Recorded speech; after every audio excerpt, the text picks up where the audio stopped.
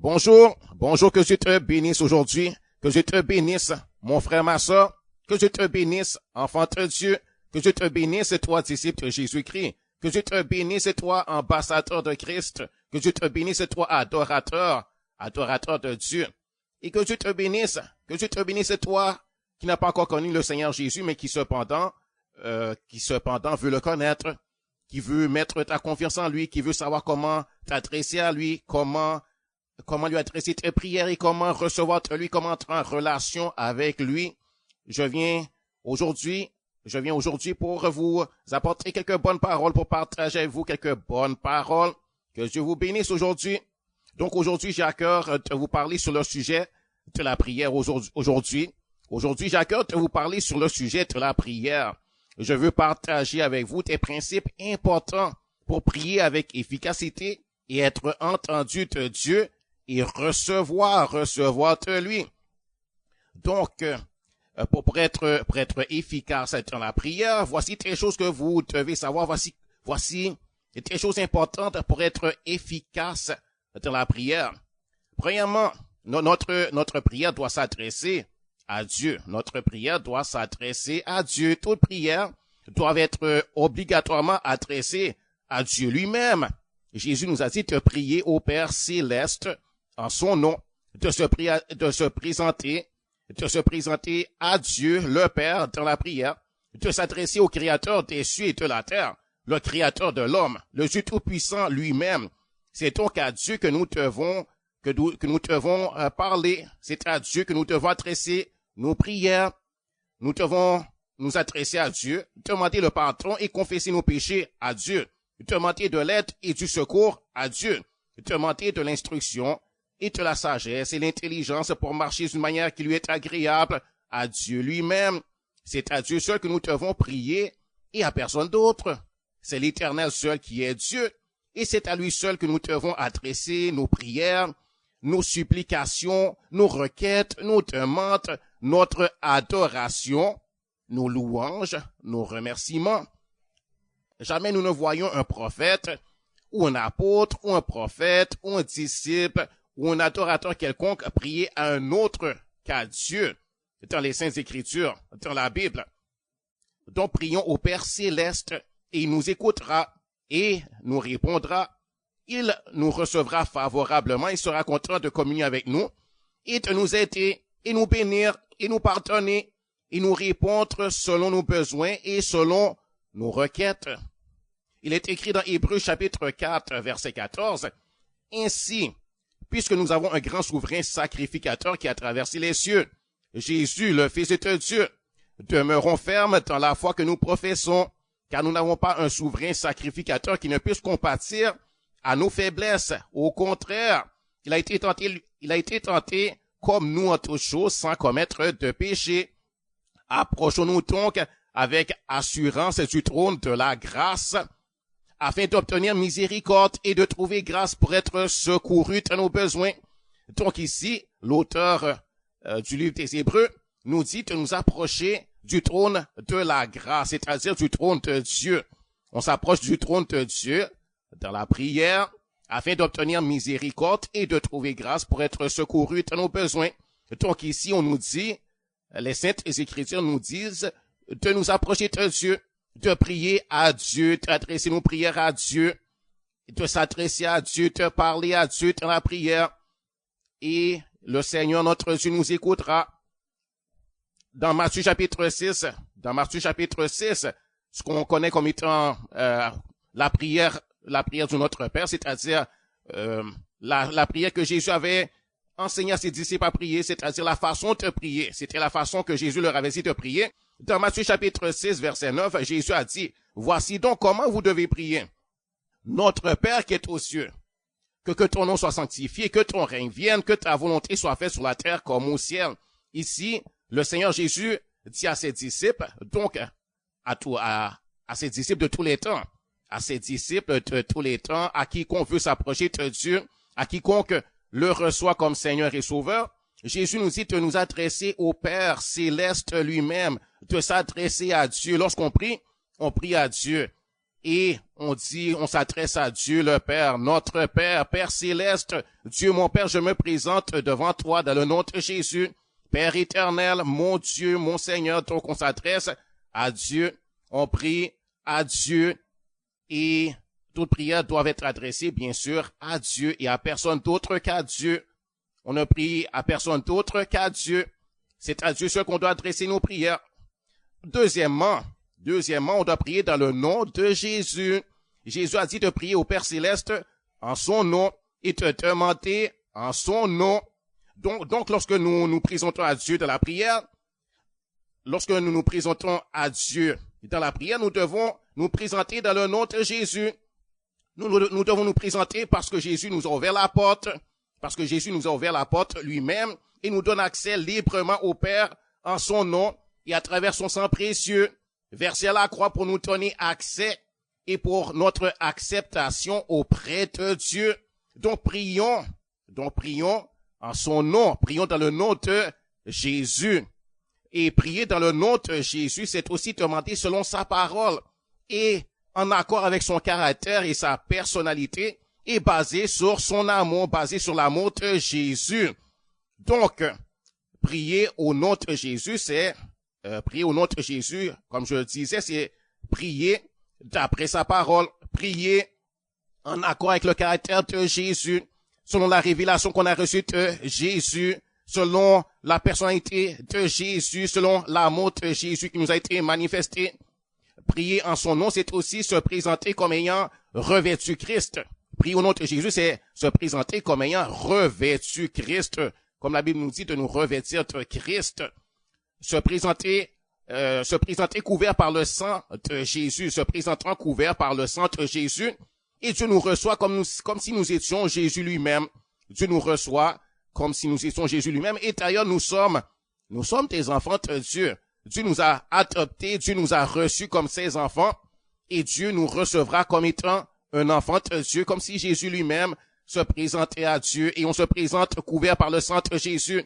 On se présente ayant été lavé par le sang de Jésus, ayant été sanctifié, ayant été justifié, ayant été racheté par le sang précieux de Jésus, versé à la croix pour nous.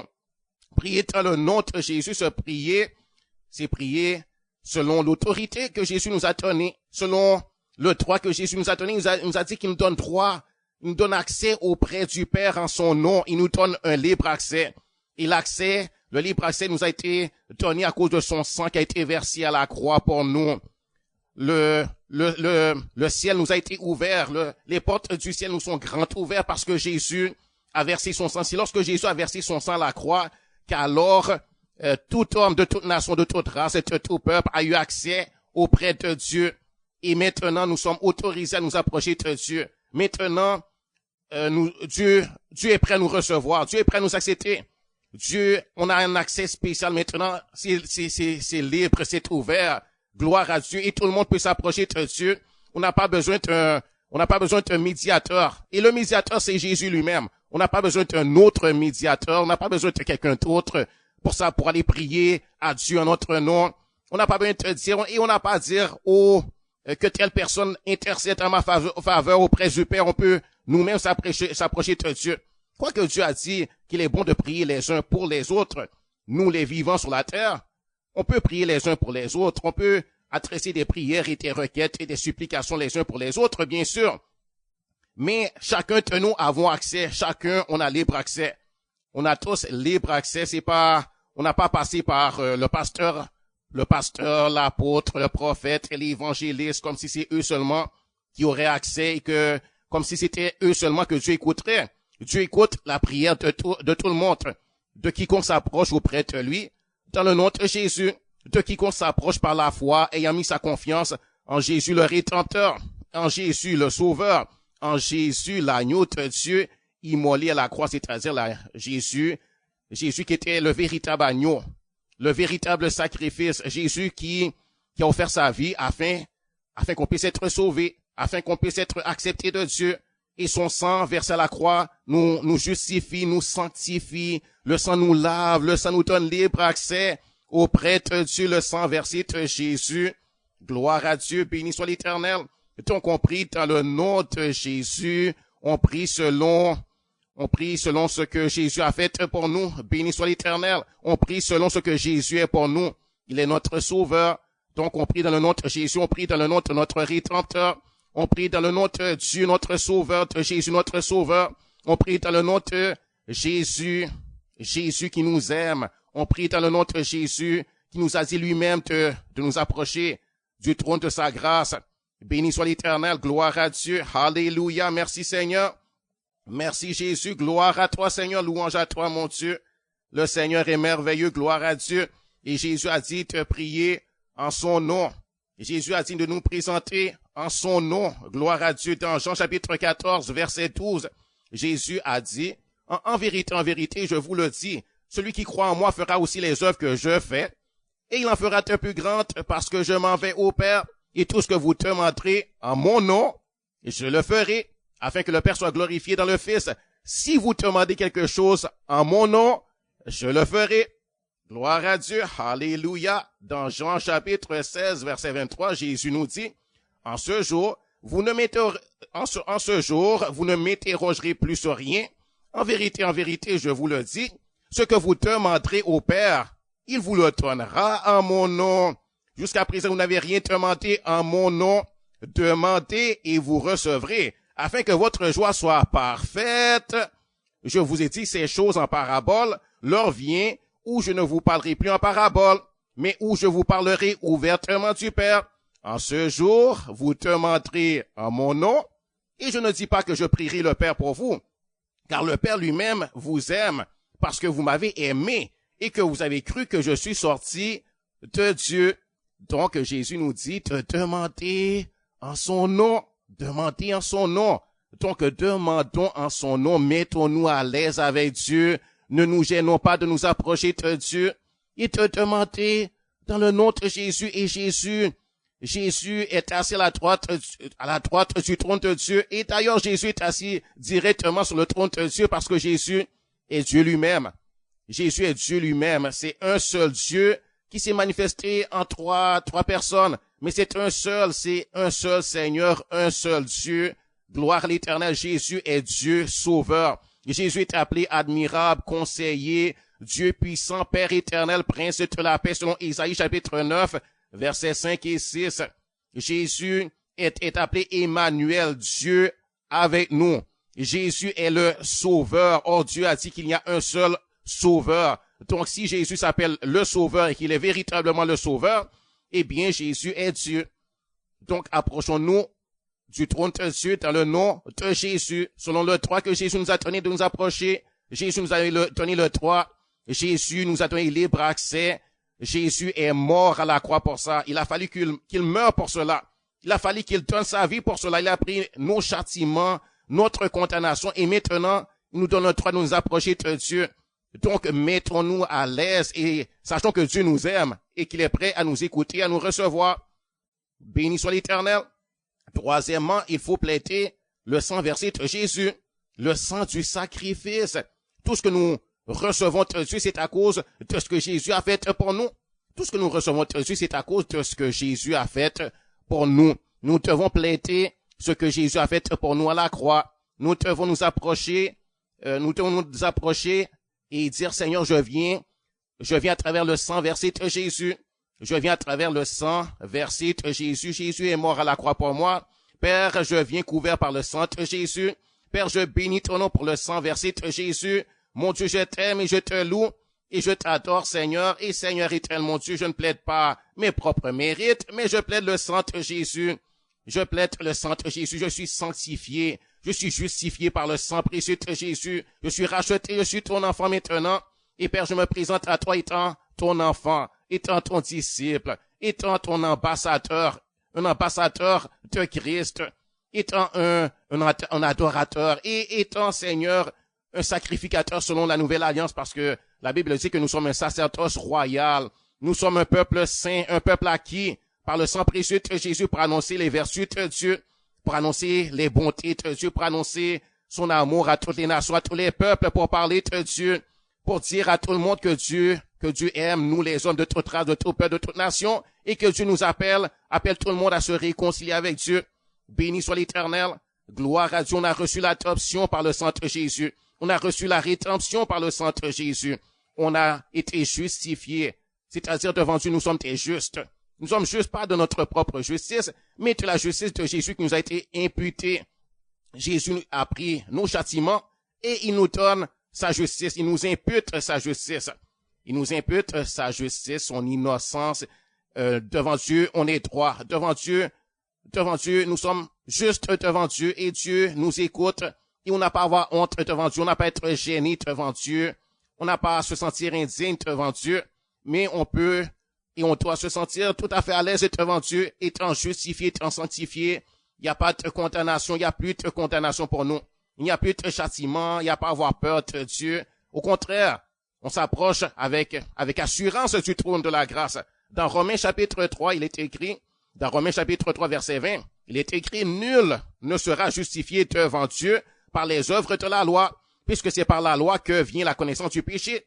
Mais maintenant, sans loi est manifestée la justice de Dieu à laquelle rend témoignage la loi et les prophètes. Justice de Dieu par la foi en Jésus-Christ pour tous ceux qui croient.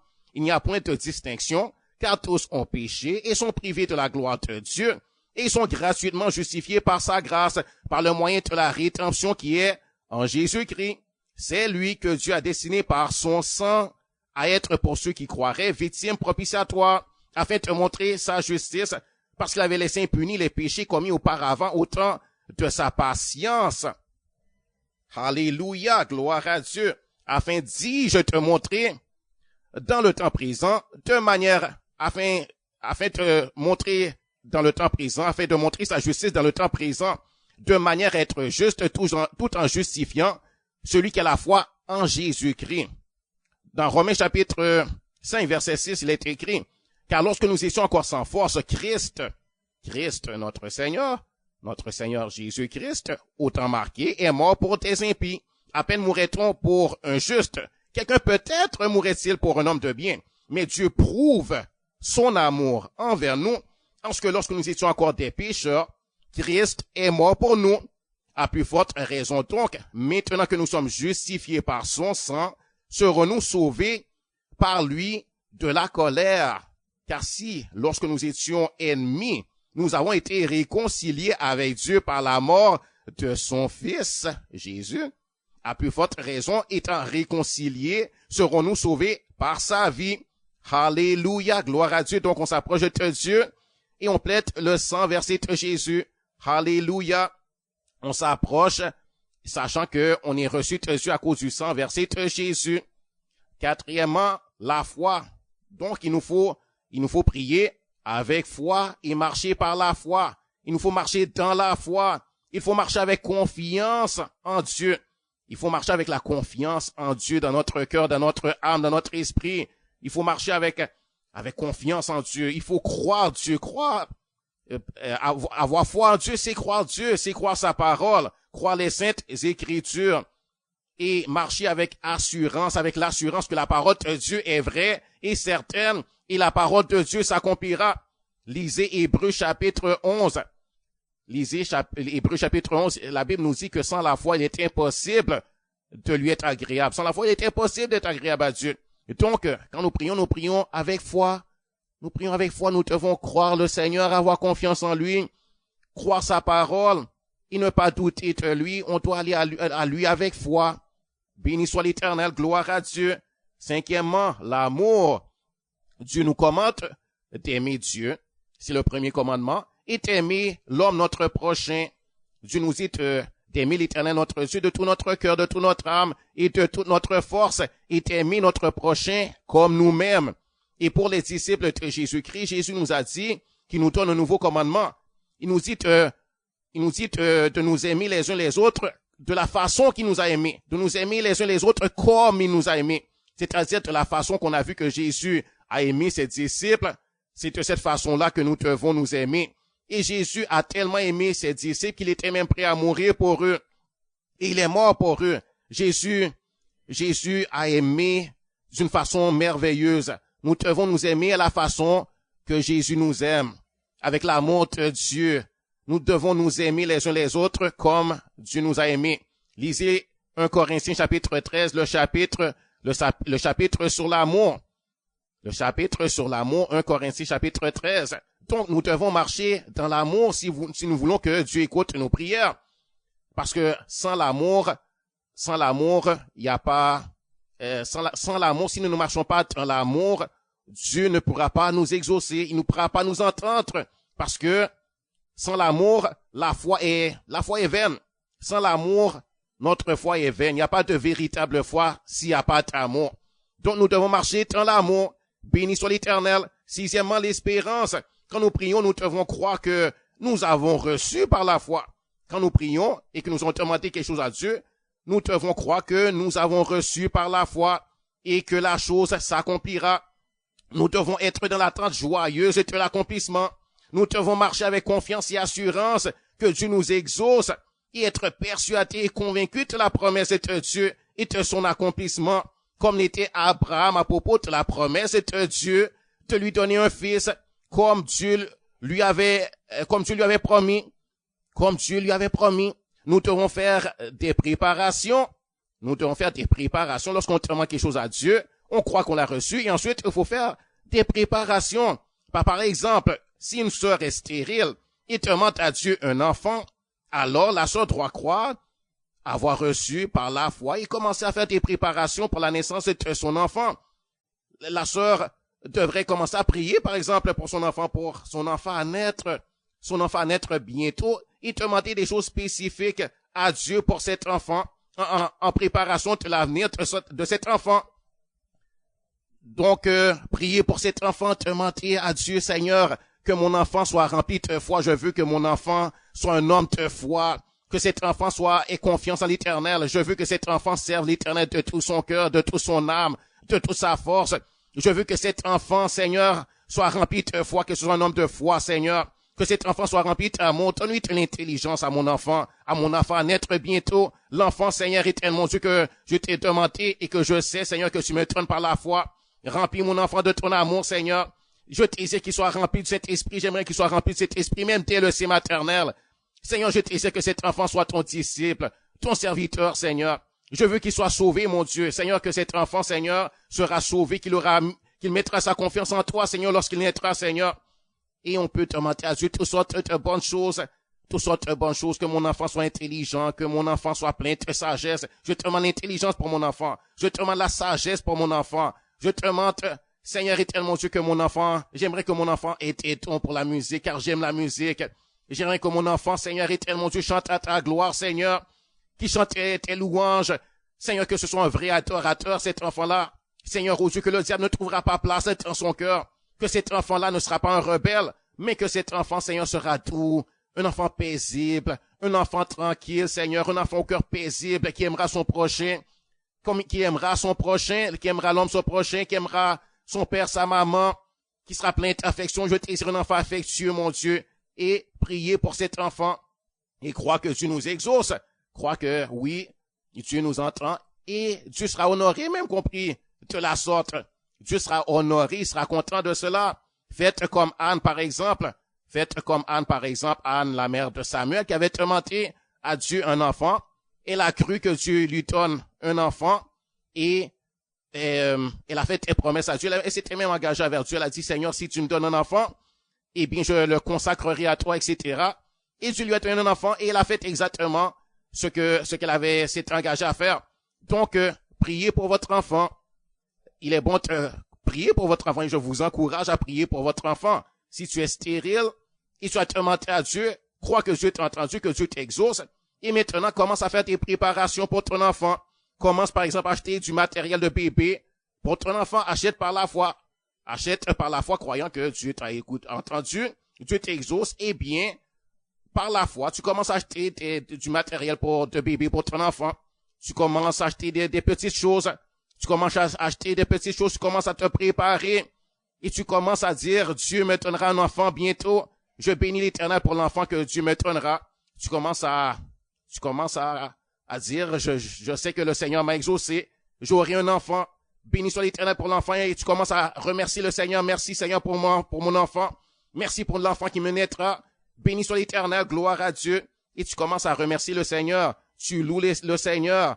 Tu bénis le Seigneur lorsque tu penses à ton enfant, tu te réjouis. Lorsque tu penses à ton enfant, tu te réjouis. Tu es dans l'attente joyeuse d'un bébé et non dans la déprime, et non dans les lamentations d'une femme découragée et désespérée.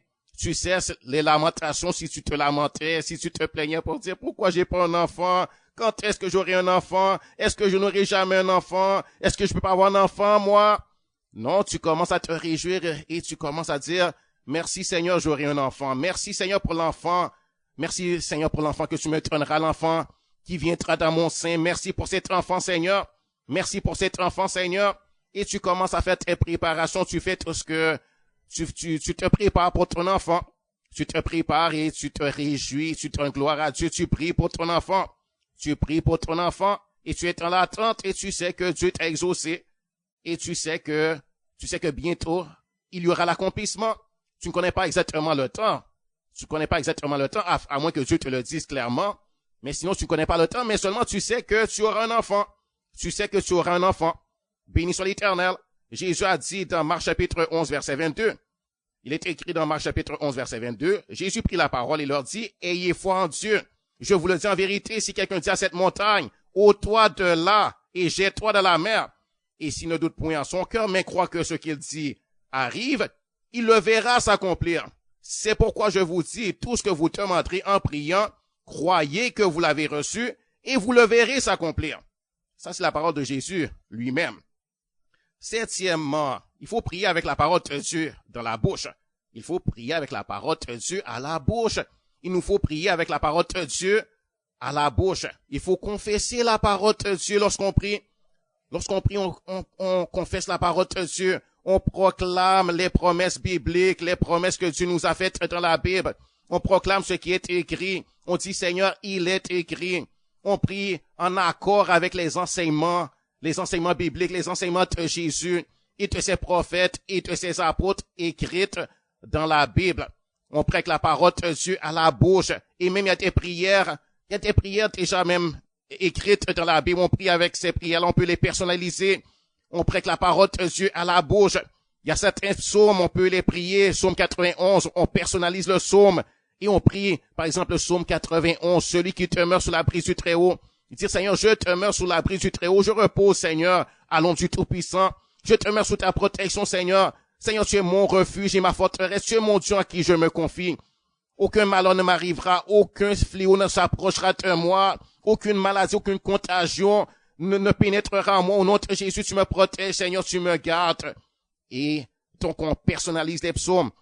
Et par exemple, et cependant, il faut faire attention, dans les psaumes, il y a des psaumes où David dit, parce que dans ce temps-là, David était dans la chair, et son combat était contre les hommes, il combattait des hommes des autres nations, il combattait des hommes, et il disait à Dieu, Seigneur, brise les dents de telle personne, Seigneur, et il maudissait les personnes, mais c'est pas la volonté de Dieu maintenant.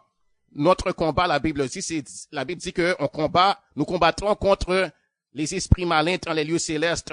Éphésiens chapitre 6, au chapitre 6 à partir du verset 10, il est écrit que nous n'avons pas à combattre contre la chair et le sang, mais contre les dominations, contre les autorités, contre les princes de ce monde de ténèbres, contre les esprits méchants dans les lieux célestes. Donc, notre combat, c'est pas contre l'homme. Donc, on dit, Seigneur, combat nos ennemis, mais Seigneur, combat les démons. Seigneur, protège-moi contre les esprits méchants, contre les esprits malins, Seigneur. Seigneur, protège-moi, garde-moi. On prie les psaumes et on prie à la façon de David, mais cependant qu'on sache que nos ennemis, c'est pas l'homme. Et on ne demande pas à Dieu de briser les dents des hommes. Même si ce serait un sorcier, un magicien, qu'on sait que cette personne-là nous fait du mal, on dit, Seigneur, je le pardonne parce que Dieu a dit de pardonner. Dieu a dit de pardonner. Donc, on pardonne le sorcier, le magicien, on pardonne notre voisin si le voisin fait de la sorcellerie, si le voisin nous déteste, a de la haine. Nous pardonnons. Seigneur, je pardonne. Il n'est pas mon ennemi. Seigneur, bénis-le. Et c'est Jésus lui-même qui a dit, bénissez vos ennemis. Bénissez ceux qui vous persécutent. Jésus a dit de bénir, pas de les maudire. Donc, nous devons les bénir et leur pardonner leurs péchés. Et notre combat, c'est pas contre l'homme. On peut prendre les psaumes, et c'est bon de prendre les psaumes pour prier. Et on personnalise le psaume. Par exemple, le psaume 23. Seigneur éternel, mon Dieu, tu es mon berger. Je ne manquerai de rien. Seigneur, pourvois pour mes besoins. Je suis ta brebis. L'Éternel est mon berger, je ne manquerai de rien. Seigneur, tu me fais reposer tant de verts pâturages. Dirige-moi près des eaux paisibles. Restaure mon âme, Seigneur. Guéris mon âme, Seigneur. Console mon âme, Seigneur. Conduis-moi, Seigneur, dans les sentiers de la justice à cause de ton nom, Seigneur. Seigneur, quand je marche dans la vallée de l'ombre de la mort, je n'aurai aucune crainte car tu es avec moi. Seigneur, ta houlette et ton bâton me rassurera, Seigneur. Seigneur, ta parole me rassure. Seigneur, ton esprit, Père éternel, m'accompagnera. Je n'aurai aucune crainte, Seigneur, tu dresseras devant moi une table en face même de mes adversaires. Seigneur, éternel, mon Dieu, que ma coupe déborde, prends soin de moi. Pourvois mes besoins, mon Dieu, prends soin de moi, je suis ta brebis, Seigneur. Je te demande ton onction, Seigneur, que ton huile, Seigneur, coule sur moi. Et l'huile, c'est l'onction de Dieu. Et on personnalise les psaumes. Ça, c'est une façon de prier avec la parole de Dieu à la bouche. On prend la parole de Dieu et on personnalise ça. On prend avec la parole de Dieu et on vient avec Dieu, on prend des passages de l'Écriture et on présente ça à Dieu et on plaide notre cause selon la parole de Dieu, selon ce qui est écrit. Ça, il y a rien de mieux que ça, prier avec la parole de Dieu à la bouche. Et c'est la parole de Dieu, donc on a l'assurance que Dieu nous entend, on a l'assurance qu'on est en train de prier selon sa volonté, parce qu'on prie selon ce qui est écrit, et on dit, Seigneur, il est écrit, et le diable est renversé par la parole de Dieu. Le diable ne peut pas résister à la parole de Dieu, le diable ne peut pas contester, parce que c'est exactement ce qui est écrit, c'est la parole de Dieu.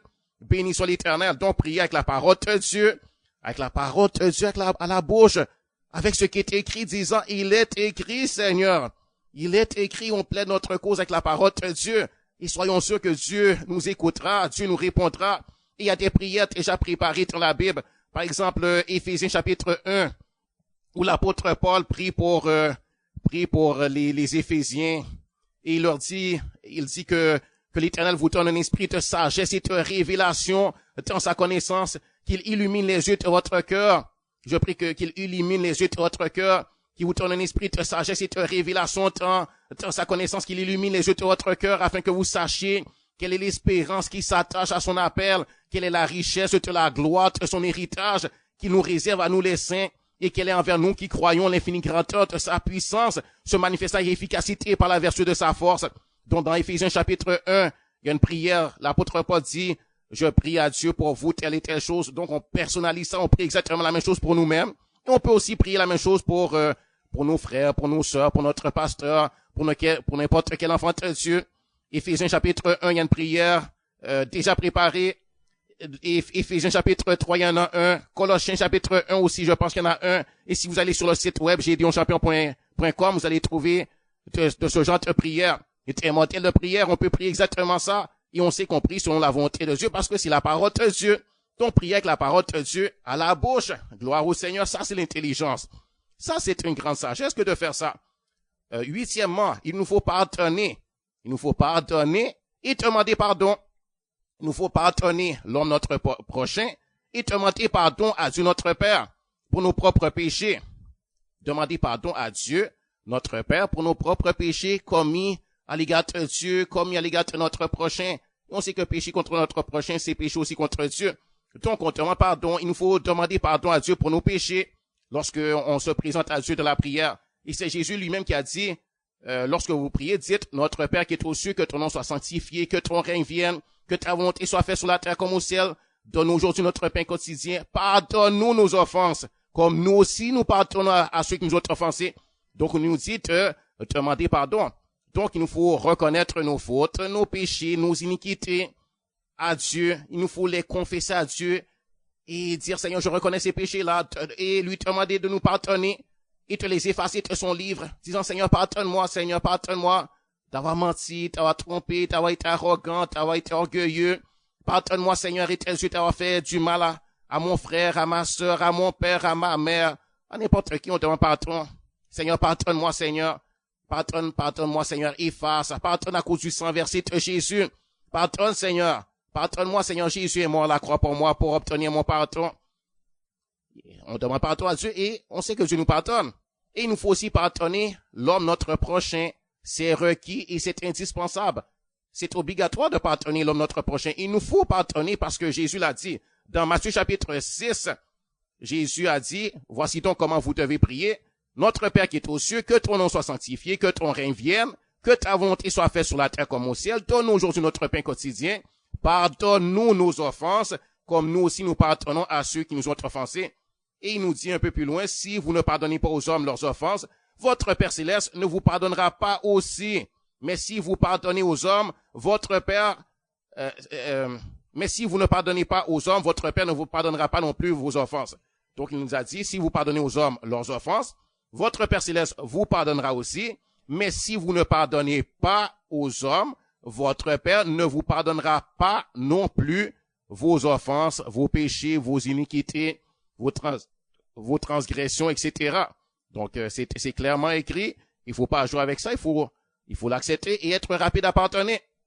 Donc, pardonnons ceux qui nous offensent et demandons pardon à Dieu. Neuvièmement, la repentance. Il nous faut accepter ce que Dieu déclare concernant le péché et ne pas contester avec Dieu là-dessus, ne pas protester sa parole et ses demandes à notre égard.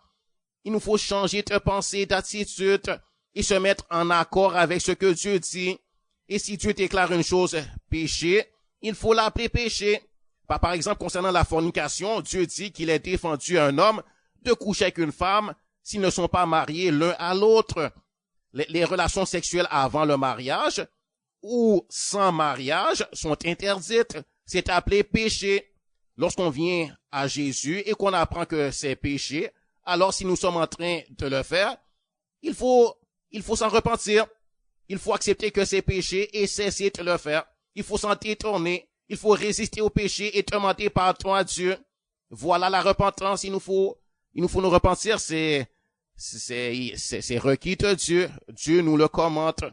Donc la repentance est importante. Si on veut que Dieu écoute nos prières, il faut se repentir. Si nous demande d'arrêter quelque chose, si nous dit de se repentir et qu'on refuse, eh bien, on sait que il pourra pas nous écouter non plus. On sait que il pourra pas nous exaucer, il pourra pas exaucer nos prières. Donc, repentons-nous, c'est pour notre bien. C'est l'intelligence que de se repentir. Et on peut pas résister à Dieu, on peut pas avoir raison de Dieu. Dieu a toujours raison et sa parole c'est la vérité et le Seigneur est bon. Béni soit l'Éternel, gloire à Dieu. Dixièmement, l'obéissance. Dieu réclame notre obéissance à son égard.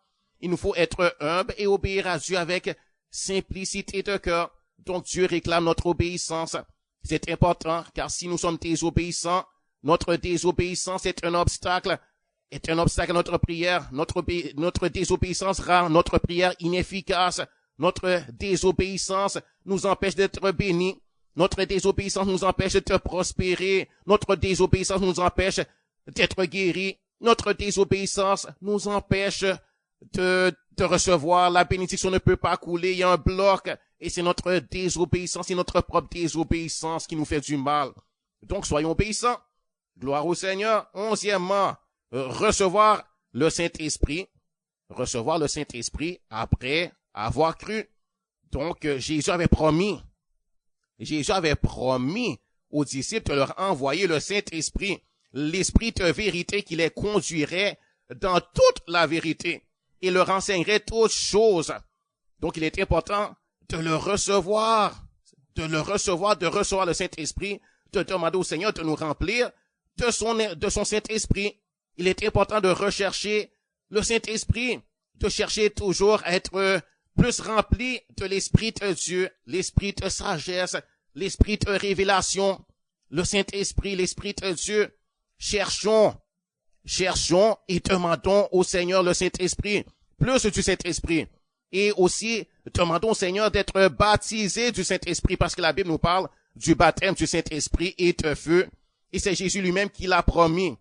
C'est Jésus lui-même qui l'a promis. Si Jésus le promet, il l'accomplit et il avait déjà accompli. Il l'a accompli le jour de la Pentecôte.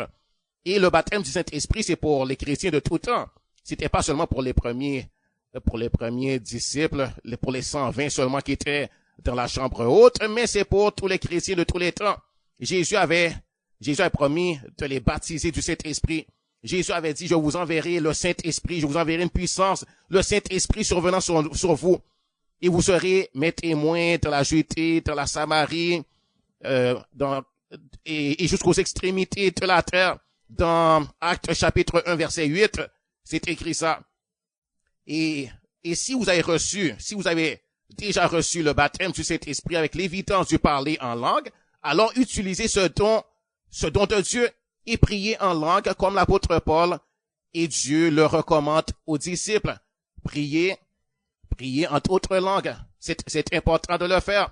Si vous avez reçu le baptême de cet esprit, et moi je l'ai reçu le baptême de cet esprit, j'ai reçu le baptême de cet esprit avec l'évidence du parler en d'autres langues et je prie en d'autres langues parce que c'est Jésus lui-même qui le donne. Béni soit l'Éternel, gloire à Dieu. Dans Jean chapitre 14, verset 16, il est écrit, Jésus disait, et moi, je prierai le Père, il vous donnera un autre consolateur, afin qu'il demeure éternellement avec vous, l'esprit de vérité que le monde ne peut recevoir parce qu'il ne le voit point, il ne le connaît point, mais vous le connaissez car il demeure avec vous et il sera en vous. Je ne vous laisserai pas orphelin, je viendrai à vous, béni soit l'Éternel. Gloire au Seigneur, gloire à Jésus. Et dans 1 Corinthiens chapitre 14, verset 1, il est écrit, recherchez la charité, recherchez l'amour, aspirez aussi au don spirituel, mais surtout à celui de prophétie, c'est-à-dire aspirer, chercher ça, désirer, avoir les dons spirituels en vous, en opération en vous, désirer les dons spirituels et en particulier celui de prophétie. Chapitre 14, verset 2, il est écrit, en effet, celui qui parle en langue ne parle pas aux hommes, mais à Dieu, car personne ne le comprend, et c'est un esprit qui dit des mystères. Celui qui prophétise au contraire parle aux hommes, les édifie, les exhorte, les console. Celui qui parle en langue s'édifie lui-même. Celui qui prophétise édifie l'Église.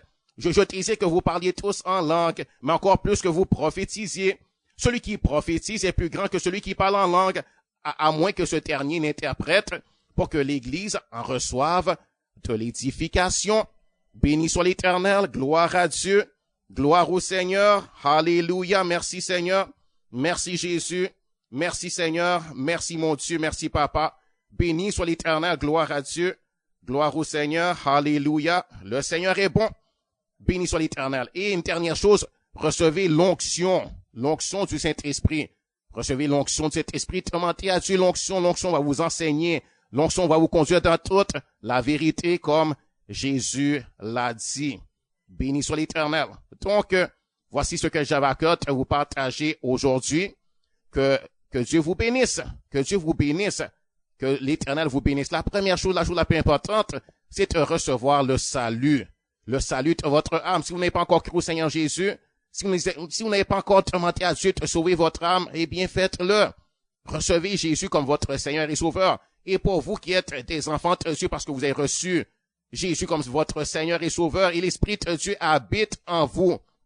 L'Esprit de Dieu habite dans tous les enfants de Dieu. La Bible dit, si quelqu'un n'a pas l'Esprit de Dieu, cette personne-là n'appartient pas à Dieu.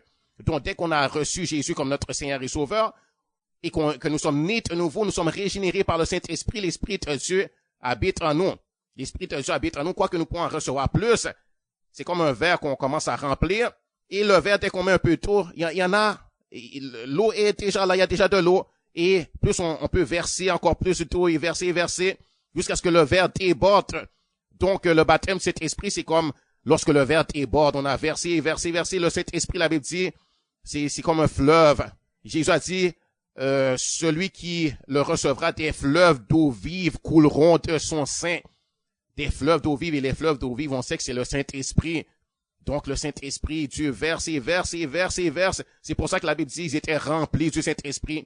La Bible dit, Pierre rempli de l'Esprit, par là, etc. Il dit des choses. Le Saint-Esprit, c'est l'Esprit de Dieu lui-même qui vient habiter en nous.